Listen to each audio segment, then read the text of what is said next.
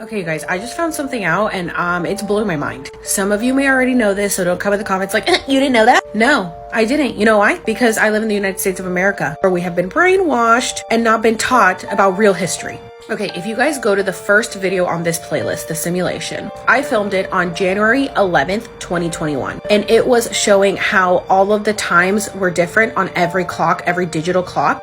My boyfriend at the time was working. He had like 3 computers in front of him. They all said different times. His phone said a different time. He came upstairs to show me my phone said a different time. All the times were messed up. In my comments, people were like, what about analog clocks? As you can see, I have analog clocks. So I went to check those and those were off too. So I was like, there's been a weird shift in the universe because the ball also didn't drop on time at the New York ball. It was like a minute late or something. I was like, we've definitely shifted dimensions. Something's going on.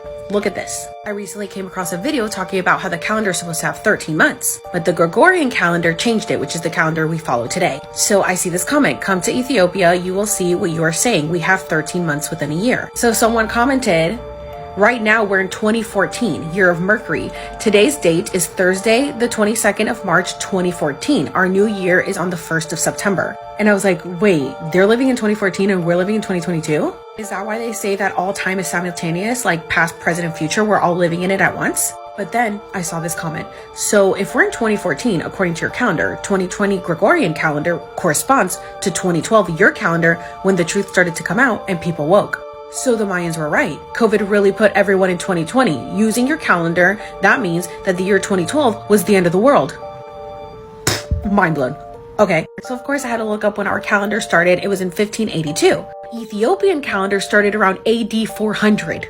So they are obviously way more correct than we are. How many years did we lose switching to the Gregorian calendar? 8 years. We're lost in translation when the switch to the Gregorian calendar was made to the 15th century. And if you guys remember, the Mayan calendar says that the end of the world would be on December 21st, 2012. And even according to the Julian calendar, that would be on January 21st, 2020, when COVID was at its peak. So I'm freaking out in the middle of the night and I message my dear friend JK Ultra Jen. If you guys aren't following her, please go follow her, who's super into all this stuff. And I was like, girl, I'm sure you know this, but did you know this? And her and I are both freaking out because we didn't know this. So she goes and converts what day is December 21st, 2012 in the Ethiopian calendar. What does it calculate to us?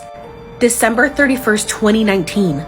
So the last day of the world, according to the Mayan calendar, was on December 21st, 2012, if we had kept up with the original calendar. But because we switched it, it was December 31st, 2019. So in 2020, the new world started. So we have already shifted into a new dimension. And this is why everything is so different. This makes so much sense. Are you guys freaking out? Because I'm freaking out.